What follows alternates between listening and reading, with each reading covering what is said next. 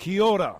My name is Tim Werner Morrison, and I play the character Jango Fett in Star Wars Attack of the Clones, Episode 2.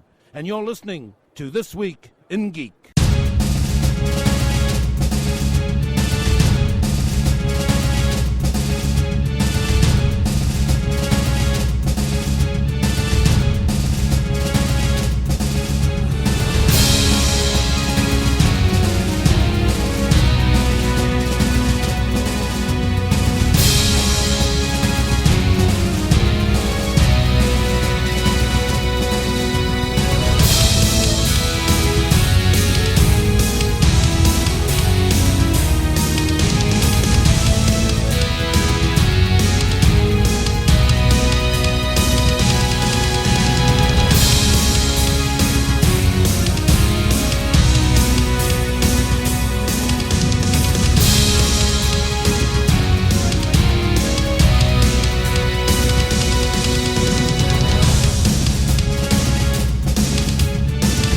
Welcome back, my friends, to ThisWeekInGeek.net's Stargate Actual Play Podcast. This is Stargate TWIG, otherwise known as Tactical Weapons Integration Group. I am your Geekmaster, Mike the Birdman, but I'm not alone as I travel across the Milky Way galaxy through the Stargate network. I'm joined by my very own UNOS medical specialist, Alex, playing Dr. Bob.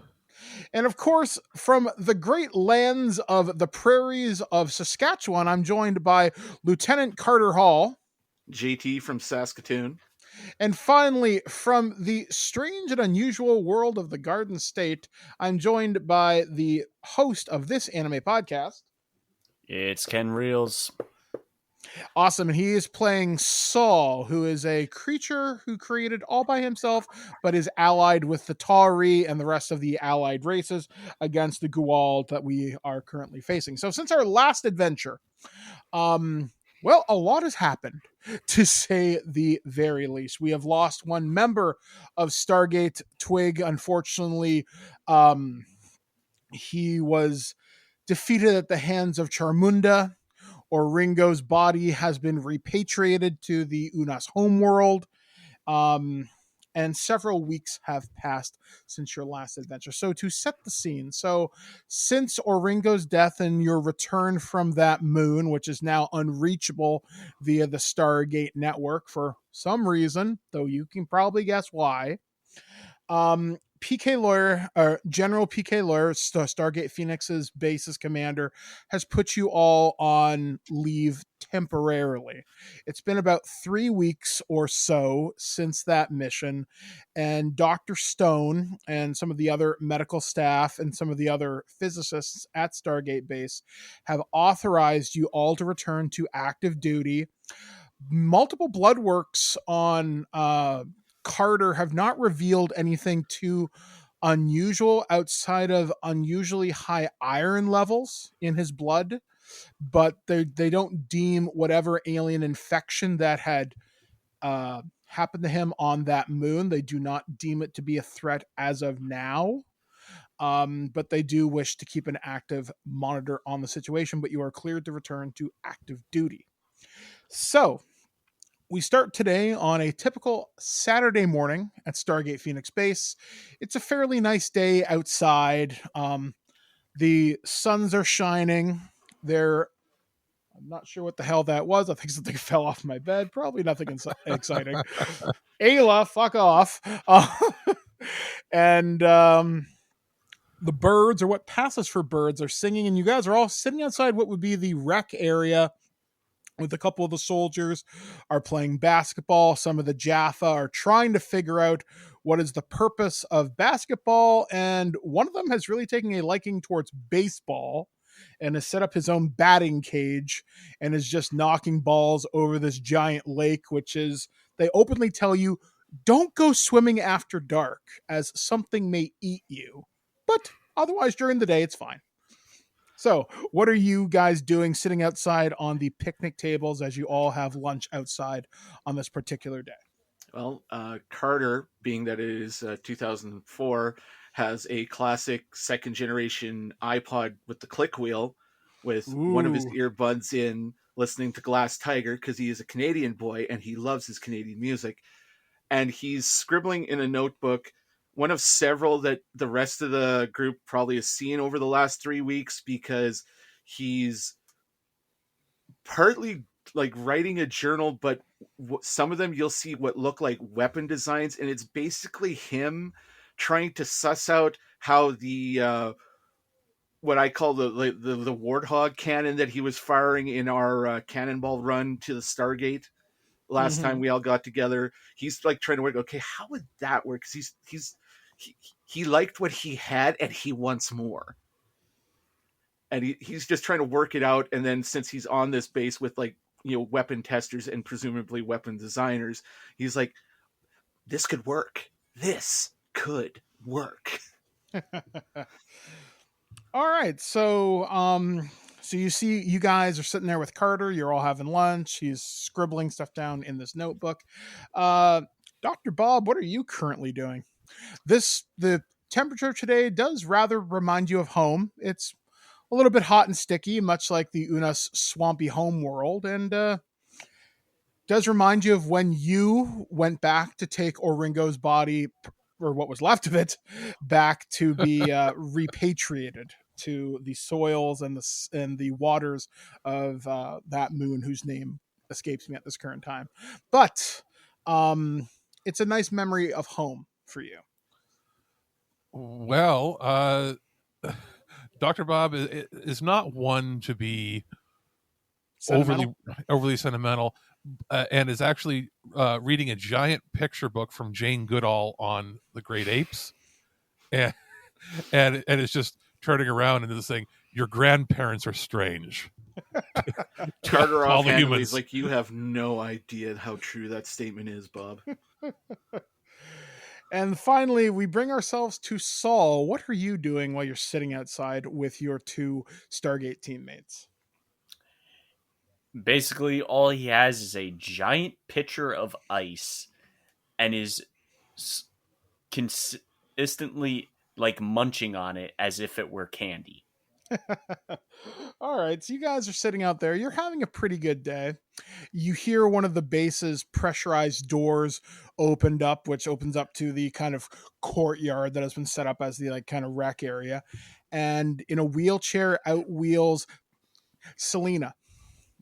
Selena has suffered some pretty serious injuries, and she's been in the wheelchair for the last couple of weeks.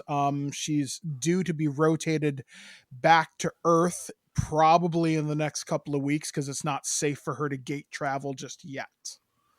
So she wheels up to you guys, and she throws down her kind of lunch tray with you guys. Goes, "Boys, I feel like I've been stuck in the infirmary for what feels like for frigging ever. I miss you guys. I'm bored. I've been stuck in bed. And let me tell you, once you've had to poop in a bed a few times, kind of loses the appeal. Not as fun as you might think." The appeal? What? Having scientists take your poop. Yeah, believe me, when they say spread them, in other contexts, that might be kind of fun. But today, no, it is not. Nope. So she has a good kind of laugh at that and goes, "Wait until they give you the bag and tag option." Dr. Bob just starts chuckling. Turd burglars. Carter just laughs at that. Selena just lets a loud one. Dr. Bob laugh. just goes MTV. Just starts laughing. Carter like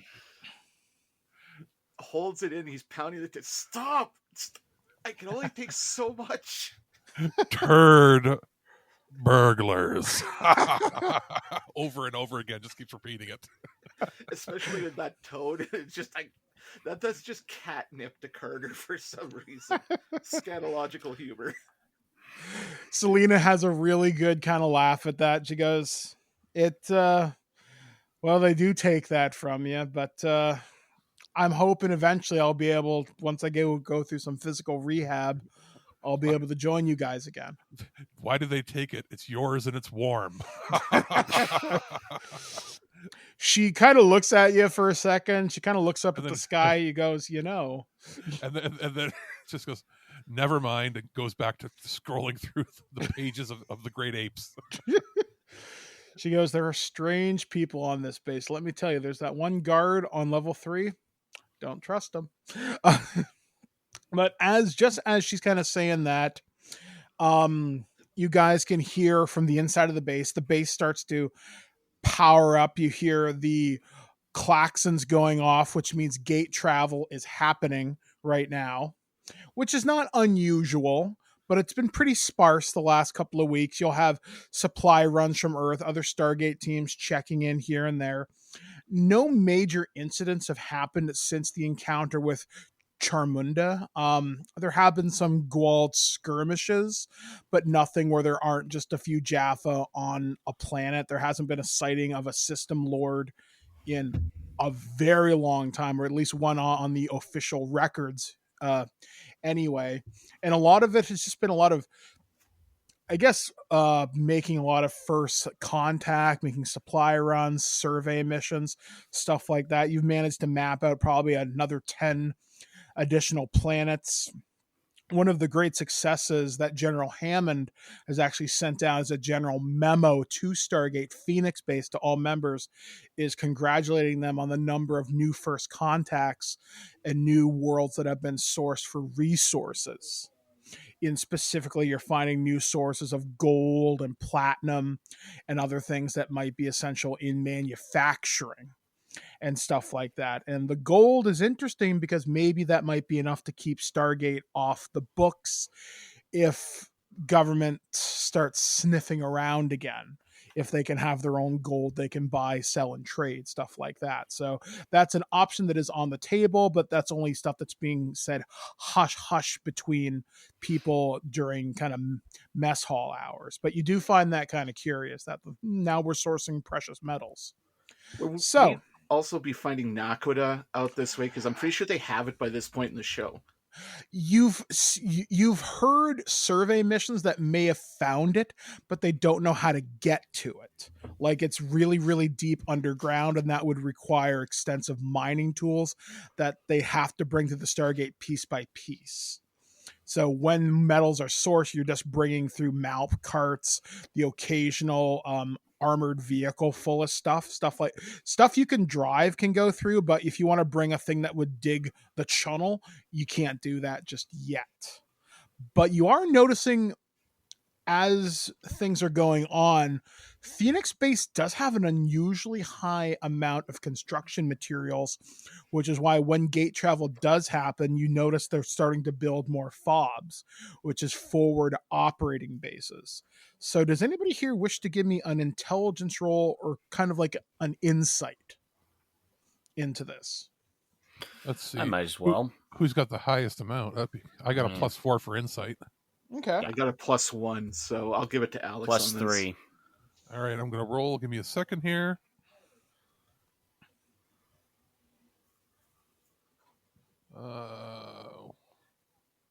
Let's see here. And go. Oh, shit, with my 21. Okay, so while you are sitting there thinking, you start to get ideas, and you start thinking about, because you're part of medical staff here and you routinely do a lot of kind of checkups to clear people for missions and everything, basically pretty much run-of-the-mill stuff. A lot of people are being cleared to go off world for an extended mission. So you're wondering why they're shoring up and expanding so rapidly out of the base when Phoenix Base should be the main operating base, like SG-1 is on Earth, or Stargate Command. So, excuse me, that does peg you as a little bit unusual as to why they're pouring so many resources out into the frontier, because how do you hold that, so to speak? So you would wonder if they're starting to establish yet another Stargate base off world and seeing what they can do with that location. Are they building another Phoenix site? stuff like that. So, like I said, you hear the gate open, you guys start having lunch, and you notice a group of 4 individuals walk out of the courtyard. They've still got duffel bags kind of slung over their shoulders. You see a older woman. She looks probably in her mid 40s, you would say. You see she's flanked by a probably middle-aged black man as well. He's got like the smooth bald head. Basically, he's very tall, easily like 6'6", very, very, very tall. You see another guy who looks kind of like Egyptian, which the way you guys look at him, you would probably guess he's probably a Jaffa. And upon closer examination, you do see the mark in the forehead. And another one, you see this smaller woman, very, very, very fine features, very, very light skin, almost albino-like. And you recognize her as an Alteran. She's one of the new races that has been met by the Tari and its allied forces. Basically, they would be like the Nox, but not quite. Sort of like the Nox, but the serial number has been filed off, would be a good way to describe them. Highly technologically advanced, mostly pacifist. Their belief system just allows them in non-combat roles, so they're most often medics, negotiators, diplomats, and even some scientists that are allowed to interact with you guys on the day-to-day level. So they come out, and the 2 humans immediately point at Dr. Bob. They point at Saul, and you can kind of see them pointing at you guys, and you see them kind of nodding back and forth. They're definitely talking about you, and they start walking over, and Selena kind of looks at them, rolls her eyes like, "Oh, goody, I see my replacements are here." She's like, "Well, I'm not in the mood to exactly look like last night's leftovers, so I'm going to make myself scarce. I'll catch up with you guys in the barracks later." She spins in her wheelchair and heads back inside. So you are approached by this group of individuals, and the older woman goes, "We're looking for Saul. I would presume you would be him." She points to Ken. Saul takes an ice cube and pops it into his mouth. That would be correct. Hi. Well, we are being sent to you from Earth, most of us anyway. I am Corporal Hendrickson, and I am me and my team. We are Fire Team Paladin, and well, you're supposed to be training us, sir. You would be our first mission through the gate. And she hands you a slip of paper, which is her orders. The black man behind her goes, "You'll have to excuse my corporal's enthusiasm for this. That's Linda. I'm Alan Matthews. I'm the sergeant in charge of Fire Team Paladin." And she's right. You're supposed to be training me and my team to go through the gate. We are the proposed SG-30. We're an expeditionary force.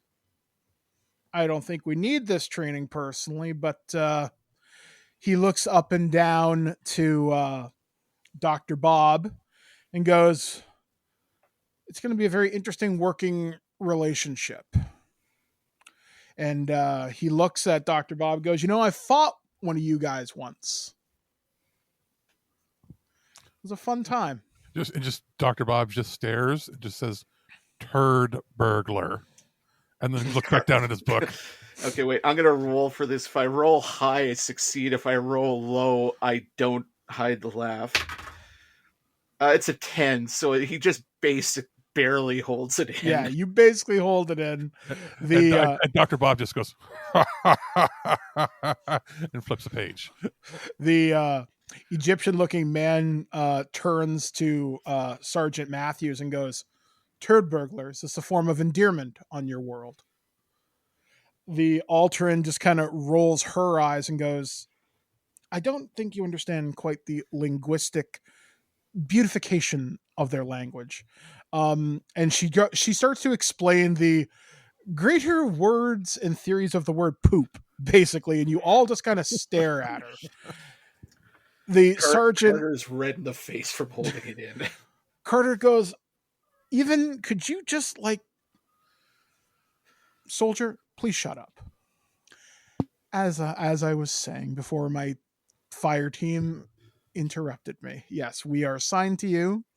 More specifically, because we fall under Earth Command, we will be following the orders of Saul here, but we are to take military protocol from Carter here. Carter just straightens up a little bit. He goes, me and Linda here, we're Marines, not Air Force like you, and the rest of our compatriots here, obviously former Jaffa, strongest soldier I've ever come across, and hell of a shot with a staff weapon.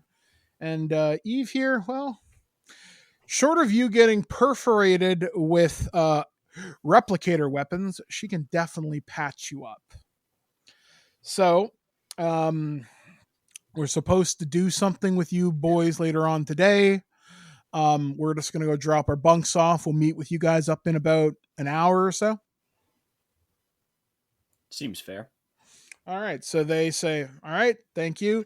They salute you all because you are now technically in charge of them. And they leave off the court.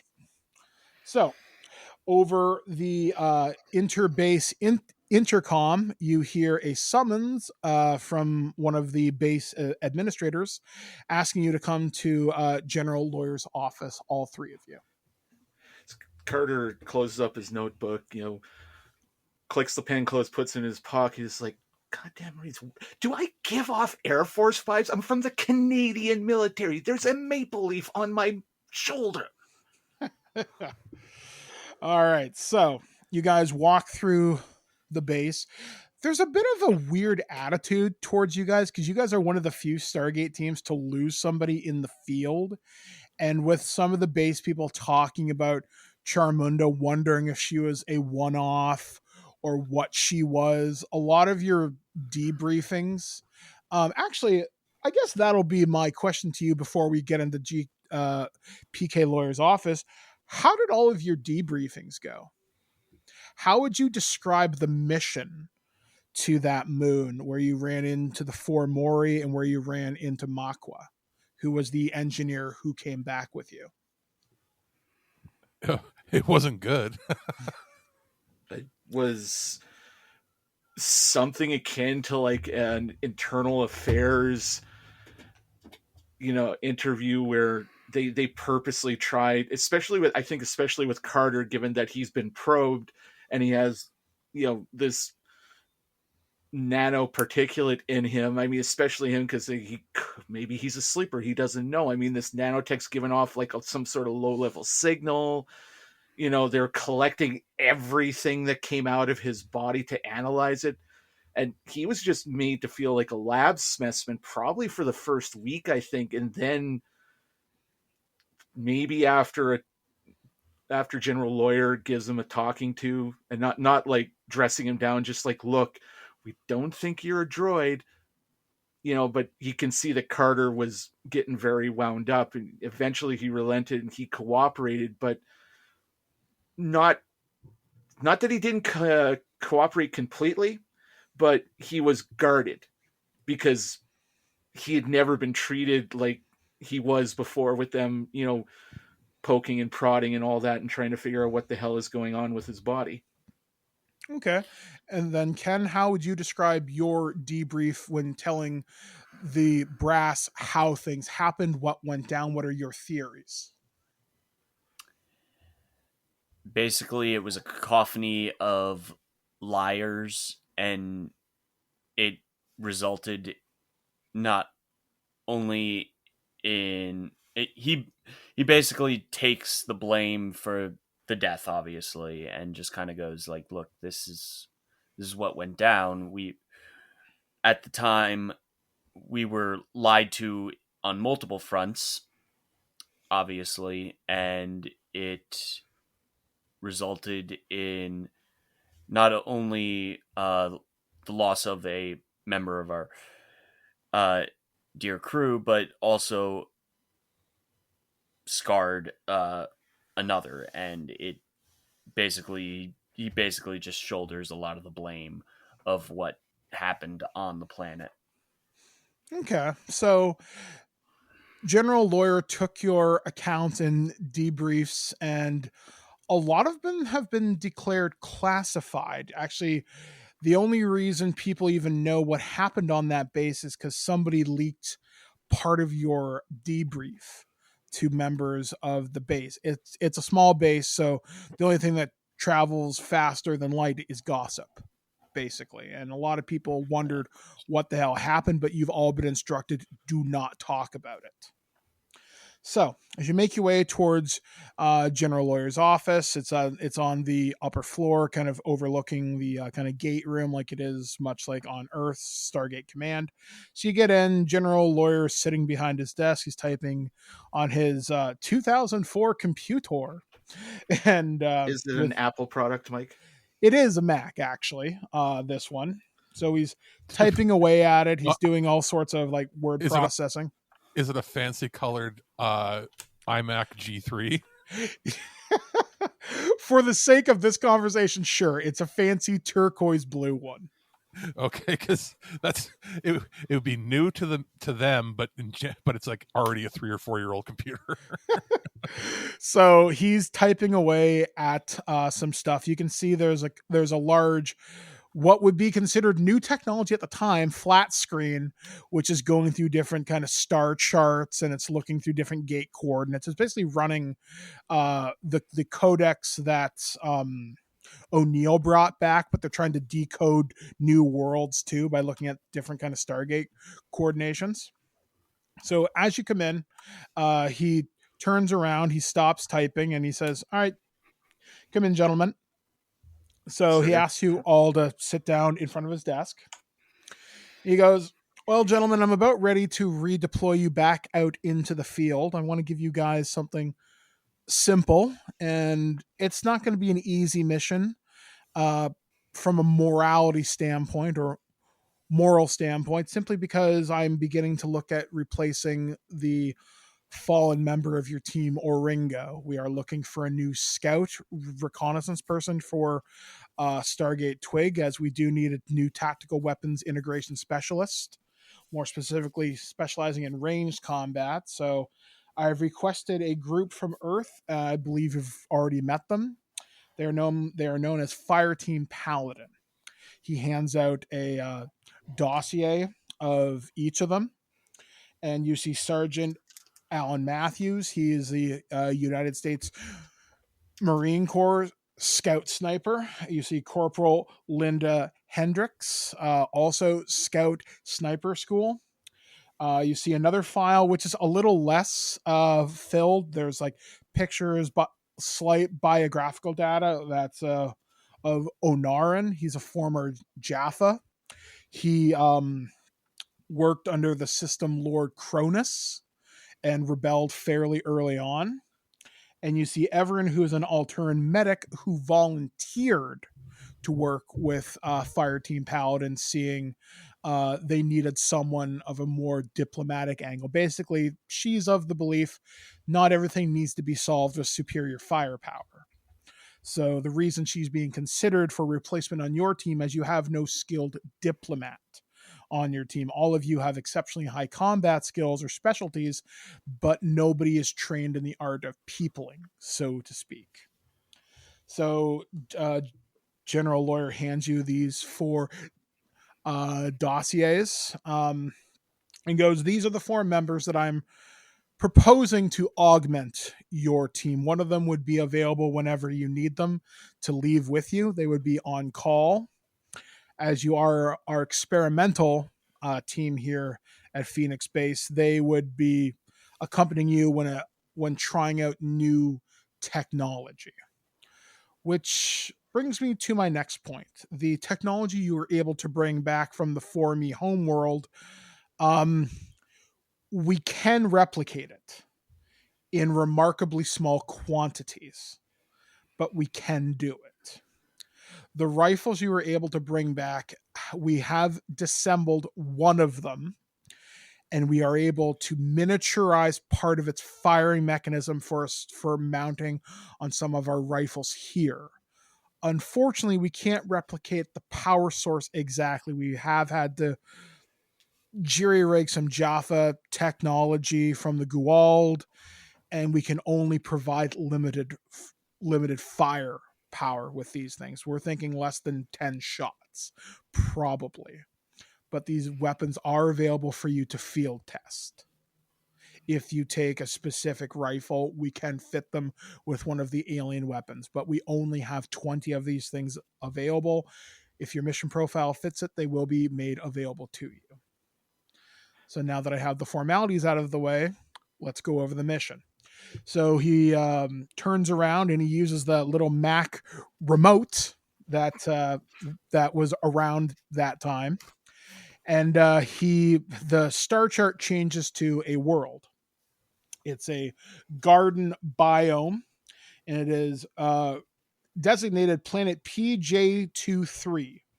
It has 4 moons in its orbit. It is surrounding a medium mass star, not unlike our own, but because it's a little closer to the star's inhospitable zone, it's really, really, really, really hot there, but it's a jungle biome. It's sort of like the atmosphere starting to get away from things, but it's basically what happened to Venus when things started to run amok, but it's a very, very, very lush world at the current time. So he says, what you will be doing, gentlemen, is essentially a milk run. You're going to take these 4 teammates. You're going to take them to this new world. You're going to show them the ropes on how a Stargate operation works. Typically, 2 of these members have never been through the gate before. The Jaffa most definitely has, but they do not know Earth military command structure. And even as much as we like her, we wonder if she'll run her mouth at the wrong time, holding up to her principles. So the milk run you will be going to on planet JP-23 is go there and recover some medical samples from one of the forward operating bases that we have there. The base has been operating there for quite some time. They've been gathering medical samples and developing new pharmaceuticals off-world, mainly because we don't know what sort of exotic compounds we're going to be dealing with. So best to have any kind of biologicals happen on a place we can completely contain and isolate, as opposed to have it happen here and it could spread through the Stargate network. So take them with you. You will not need many arms for this mission. The site is completely controlled. Local flora and fauna don't consist of anything above smarter than probably a cow. Natural predators are almost nil. Though the planet is in the middle of its rainy season right now, so we are forecasting weather to be a factor in this mission. But when the last time we took a crew through, which was 2 or 3 days ago, forecast was bright and sunny, so I don't suspect that'll cause any more problems for your mission than it should. So your job is to go there, recover medical samples, bring back the crew that needs to be cycled out, so the next round of doctors and scientists can go through. And that's pretty much it. Should take you no more than a couple of days to transport all the materials. There will be frequent gate travel, so be aware of that. And that's pretty much the mission. So any questions from you gentlemen? Carter asked, sir, has the Gatherer yielded any further data about what happened on our last mission? Actually, I'm glad you asked that, Carter. When the Gatherer was interfaced with our computer networks, we were able to give them limited access, and we were able to bring back a sample of the internet from back home so it could learn our languages, our cultures, our ways. And it turns out the name Charmunda does exist in Earth's historical records. She was the Hindu goddess of death and pestilence, from what we can tell. And not a very particularly well-liked goddess from what we can tell. Her followers were frankly all crazy from what we can tell, but what we were able to find out with the Gatherer's intelligence, based upon what Gualt historical records were able to gain access to as well, she existed around the time of Anubis and was basically cast out of Guald society. She was a Guald breeder queen who quite literally decided she wanted control. And she saw that a more feminine energy was needed to rule the empire and less let male arrogance get in the way. She did not take a mate, and she only seeks to subjugate people.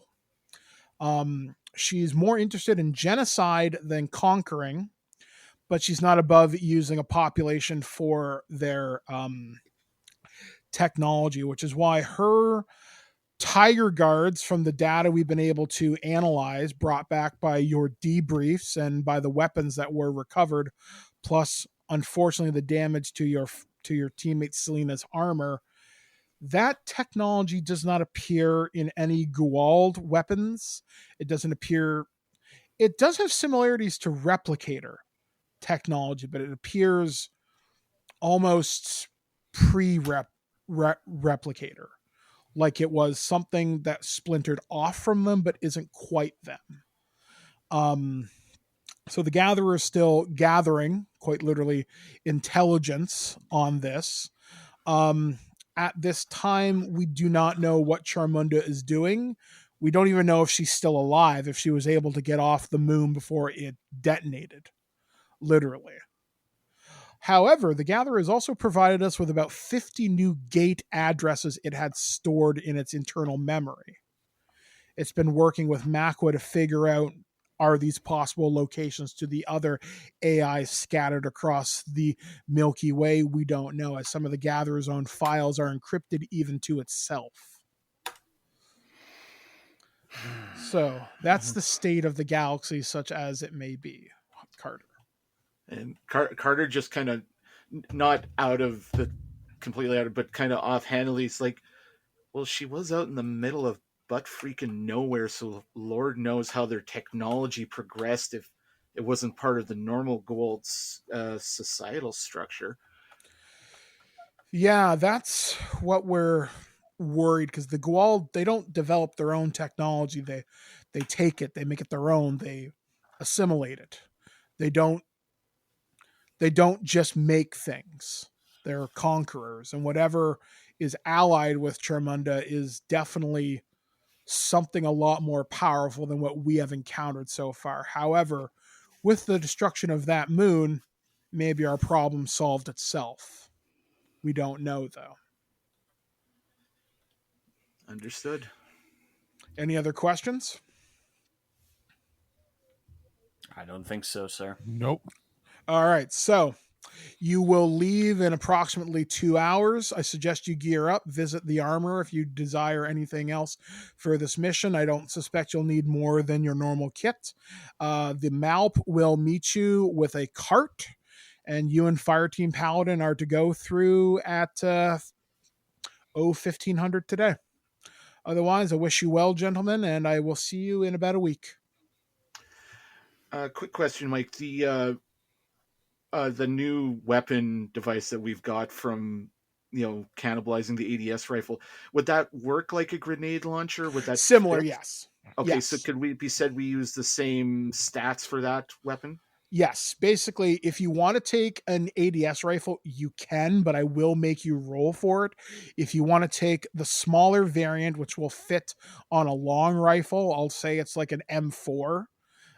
You can do that too, but you use the stats for the grenade. You would use the stats for the ADS rifle, but you only get 5 shots.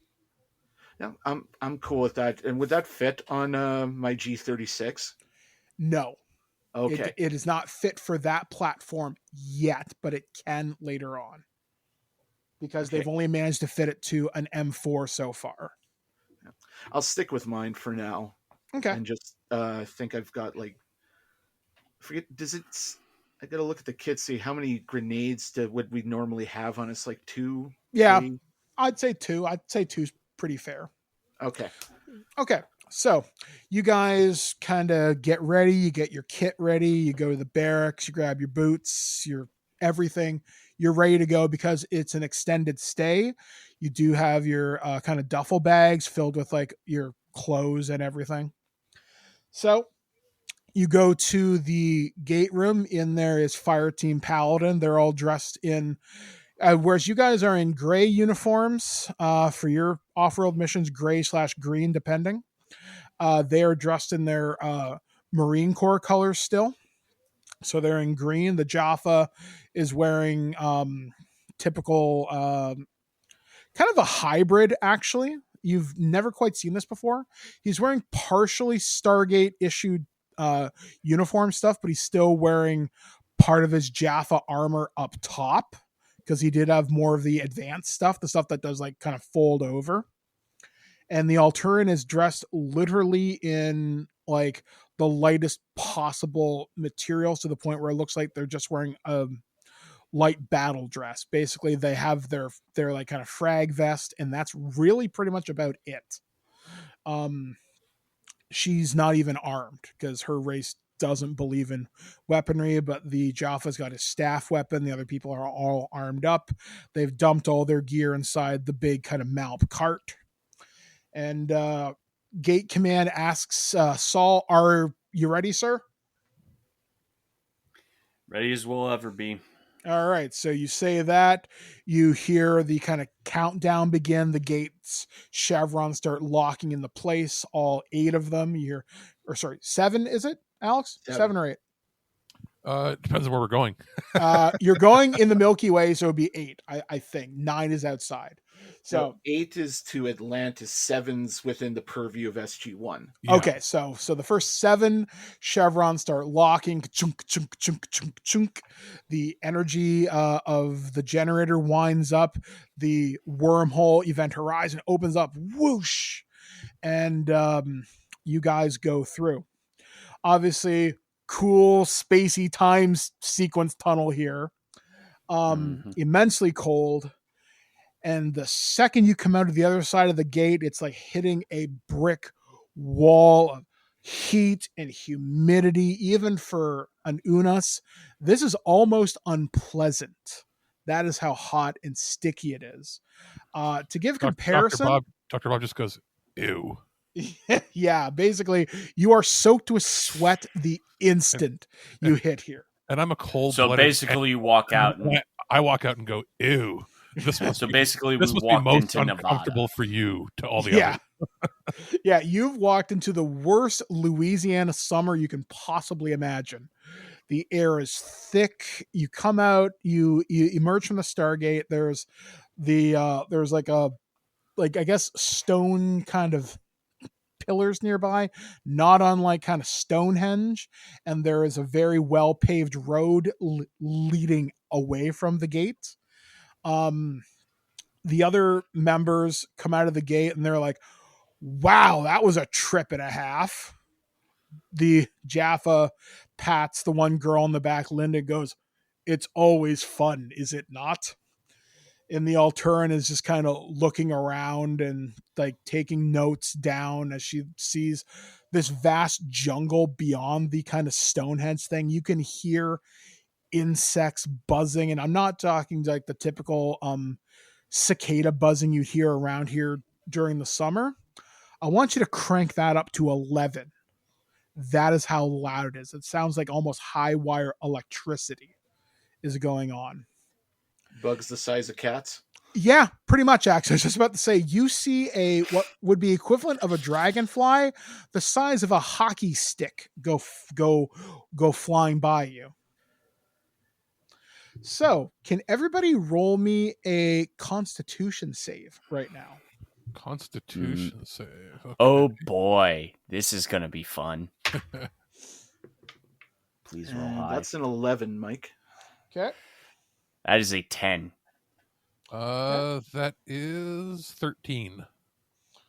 Okay, so as you guys breathe deep because the air kind of forces you to, all of you start coughing except for JT.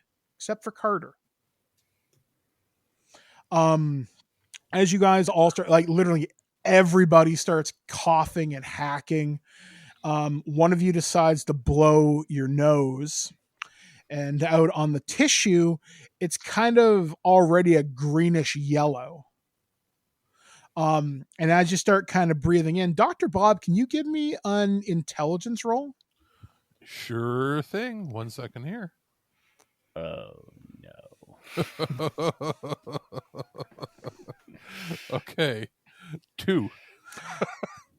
You're guessing it's some kind of pollen, if you had to guess. Some kind of a pollen or a spore that's in the air. It makes it remarkably hard to breathe with the already choking humidity. I'm so glad I didn't roll a 1. Yeah. So that's what you're guessing. It's very similar to the worst kind of asthma attack you could imagine, but it's one you're not going to die from. So, did Paladin react to this at all? Oh yeah, Fireteam Paladin. They're all coughing and hacking. The Jaffa seems to be hacking up a little bit more than a lung. Like he looks really winded, like tremendously winded. Carter just looks over. Guys, all right. So, what are you guys going to do? The base is probably about 2-3 kilometers away. It is more or less a straight shot from the gate.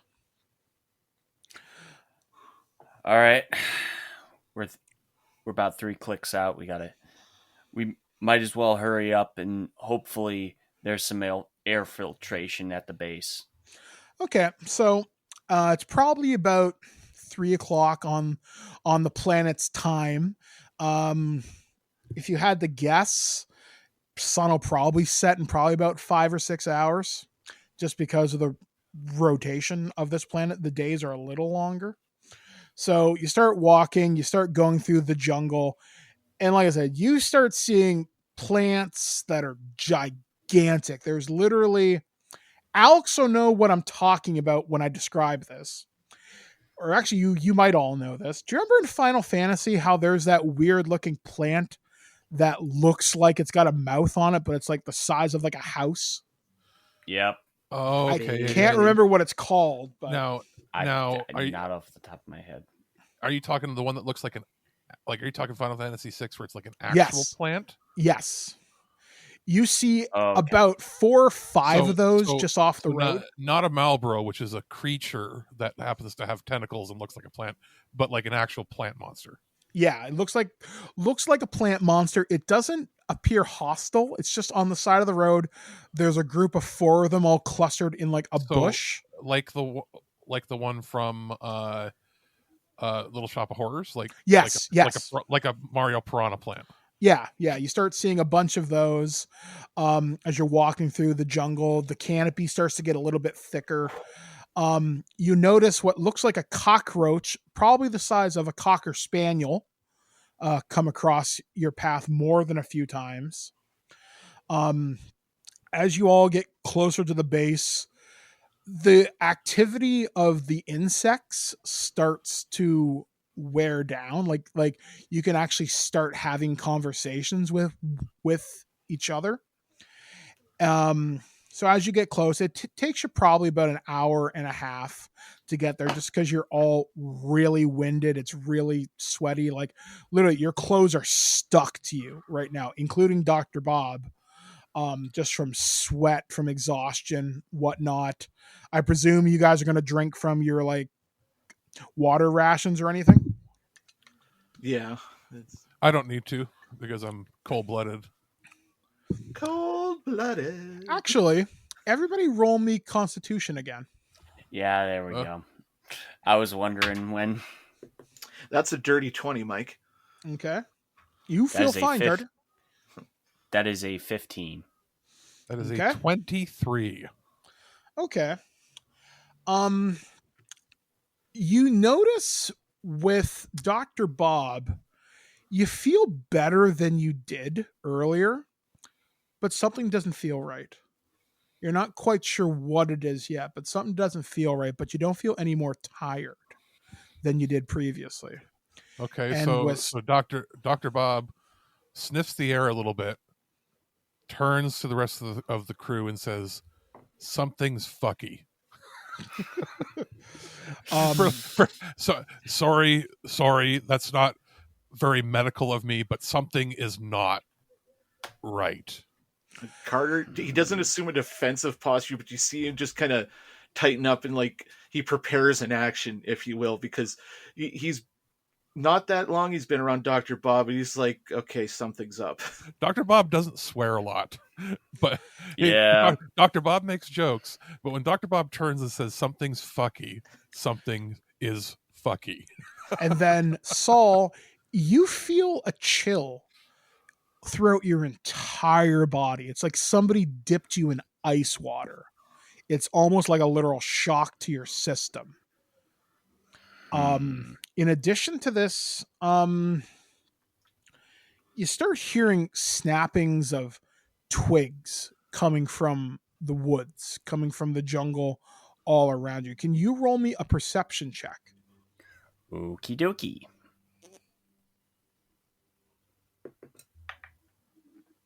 That is a 22. Okay, you start hearing things coming. Only you seem to pick up on this. Nobody else does. You hear things coming from the floor of the jungle. You hear things coming from the trees. And just as you're just about to turn your attention back to the group, something springs out of the ground underneath you. And you see this gigantic, only way I can describe it is a giant centipede wraps itself around one of your legs. However, because you rolled so good, I'm going to allow you to act first. It's grabbed onto you, but it hasn't bit into you. It hasn't dragged you to the ground. It's just wrapped its body around you. I'm going to immediately attempt to I'm going to roll athletics here and try and get out of its grip before it like tightens up. Okay, I'm going to roll opposing. I'm going to roll opposed strength to your athletics. That is a 22.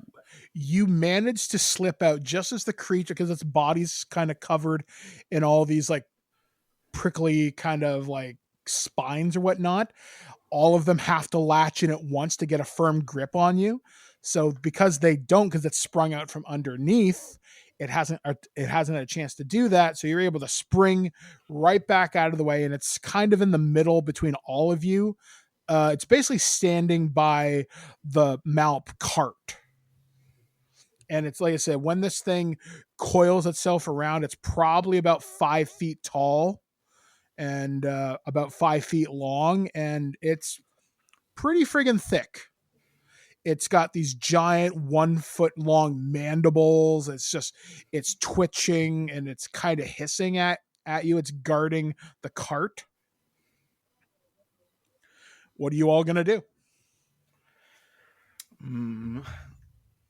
Actually, let's roll initiative. Yeah. And I will roll for Fireteam Paladin, and I will roll for the Centipede. Fireteam Paladin gets an 8. Centipede gets a 1. I rolled That's a an 19 18 on me, Mike. 21. Okay, so it would go Saul, then I'll say Alex, and then Carter, and then Fireteam Paladin, and then finally the Centipede. Okay, what do you want to do? You have the drop on it. Well, first things first, I'm going to initiate the order to attack on sight. All right. If it wasn't already obvious. And then I am going to not shoot it. I'm just going to try and rip it to shreds with my claws. Okay. So I'm going to roll for an attack here.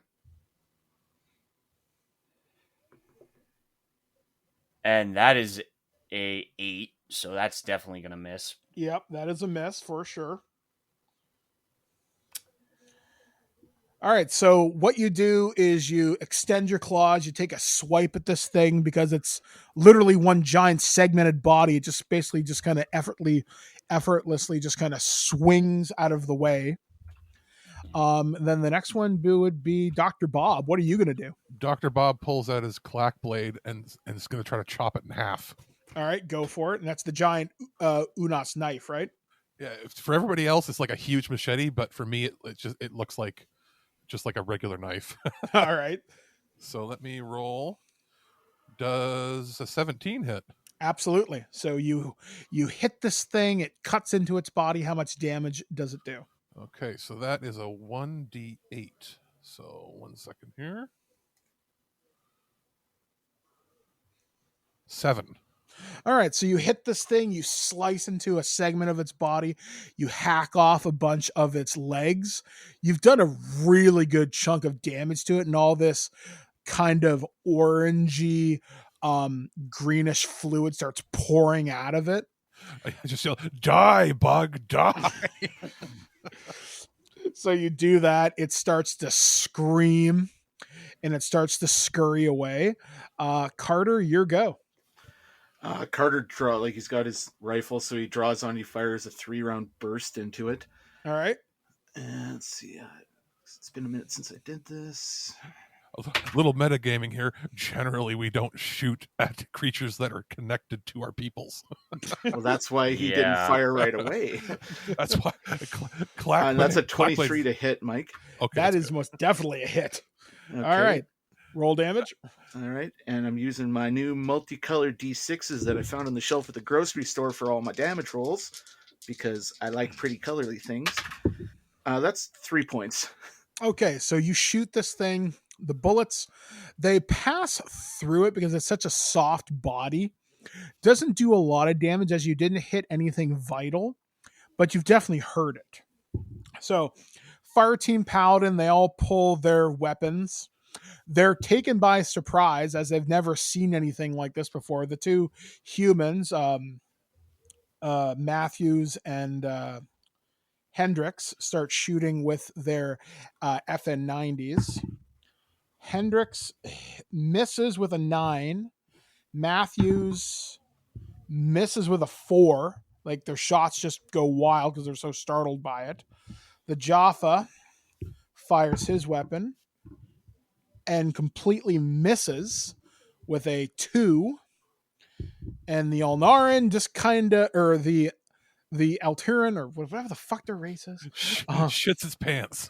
Yeah, she basically hides behind the cart, trying to keep the cart between her and it. Now the creature is starting to run, and we're going to see if it gets away. And it rolled a 8. So I'm going to say it doesn't go fucking anywhere because of Dr. Bob's clack blade. You've hampered its mobility sufficiently where it can't run. So, what are you guys going to do? You do have it surrounded. It can't run, but it's also right near the cart and even is hiding behind it. Can I suggest no more shooting at it because we might damage our people or our things? This is just the doctor talking now. If we're going to chop it into bits, let's chop it into bits. And Carter just kind of looks in with a little bit of disdain and is like, I waited until it was away from anybody. Let me do my thing. He doesn't say that. That's in Dr. his Bob stare. whispers back, I know. I was talking to them. And I point at the red shirts. And Carter he's like, gives him a wink. Uh-huh. All right. So top of the combat round again, we go to Saul. What are you going to do? I'm going to try and hit it again with my claws. All right. Go for it. Survey says that is a 22. So all right. Once again, you strike home with this thing. You plunge your claws deep into it this time. You've definitely hit meat. And that is 4 damage. And as you plunge your claws in, you plunge it right into where you think its brain might be. and it sputters around on the end of your claws for a minute, almost dragging you around with it because that's how powerful this thing is. But after a second or two, it sputters and dies. And roll me Constitution, Saul. Uh-huh.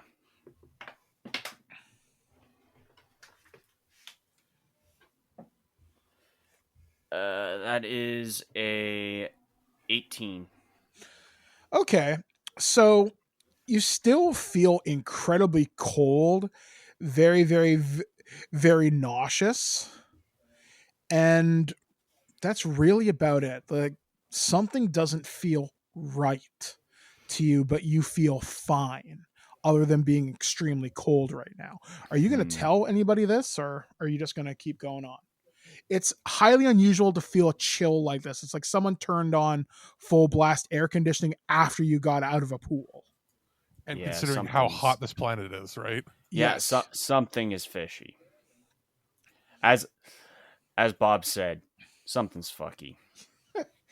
So, as you clean the giant centipede off of your claws, you and Fireteam Paladin start packing up the Malp again. Luckily, nothing was damaged during the brief firefight. And you start to approach the SG outpost base. It's sort of like those prefabricated bases that look like they're on, like, I don't know, the Martian or whatever. I presume you people know what I'm talking about. Yeah. Yeah. So you basically like prefab structures, like in Mass Effect, where they drop in like a semi-storage container slash like trailer, right? Yeah. So you see a group of about 10 of these things. They're all interconnected via hallways and whatnot. There is a central area that looks like it would be for like vehicles. So you do see a couple of Humvees there. You see a couple of ATVs, even a couple of pickup trucks. And you see the perimeter fencing. It's just wide open.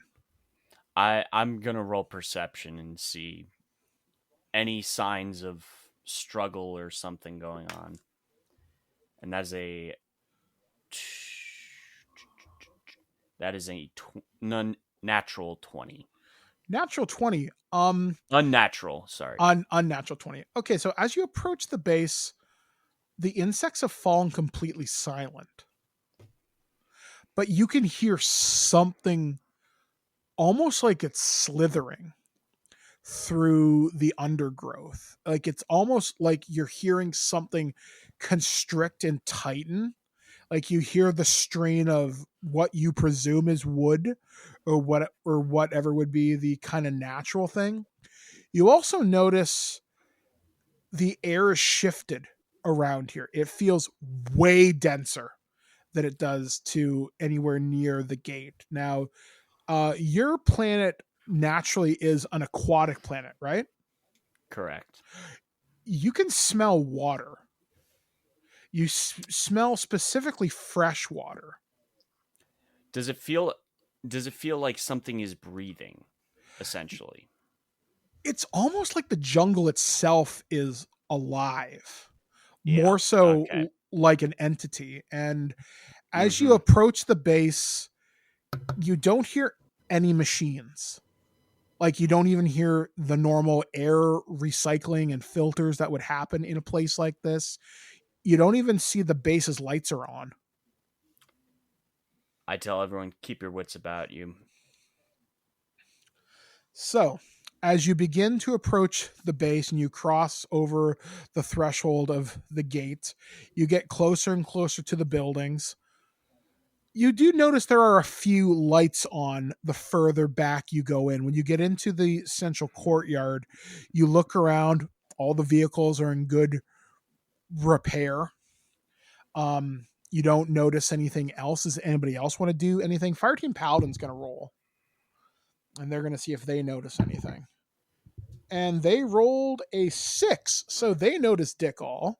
I'll see what Carter. All right, I should roll. We're all going to roll. That's a 12 for Carter to notice something. Okay. That is 13. Okay, so Dr. Bob and Carter, you start listening And you don't hear anything from the jungle anymore, but you notice just how still everything is on the base. And as you are standing there, you notice one of the base's security cameras. You know how there's the red light on the bottom?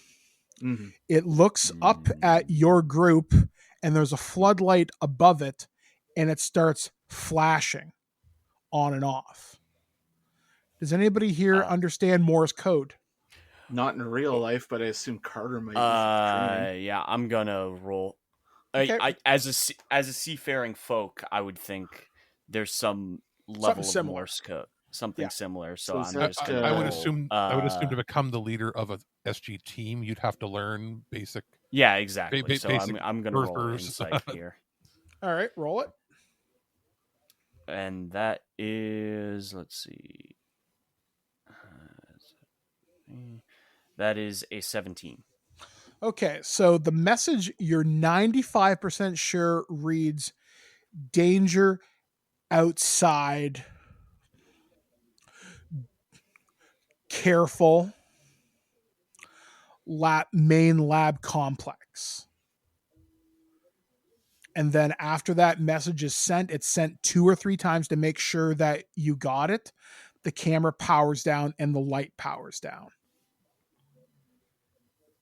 And you start to hear something. You start hearing something on metal, like taps, like deliberate movement. Everybody roll me perception.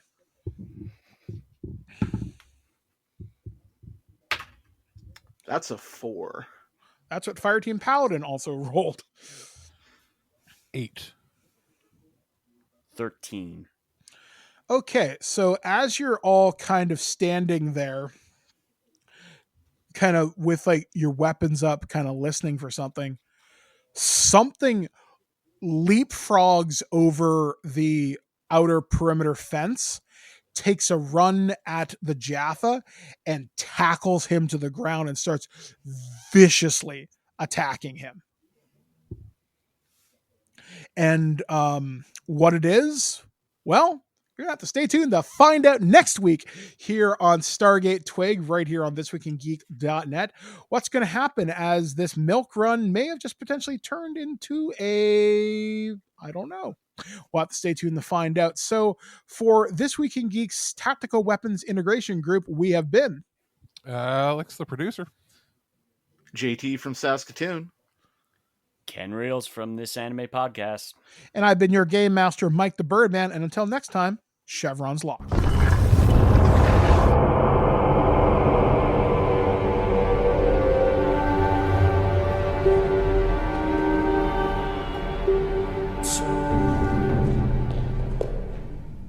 Not a delusion? No. Okay. Show me your stuff. Bust me out of here. I can't. Why not? I'm not allowed to interfere. You're interfering right now. No, I'm not. Yes, you are. No, I'm not. I am consoling a friend. What good's the power to make the wind blow or toss lightning around if you can't use it to spring an old friend out of jail?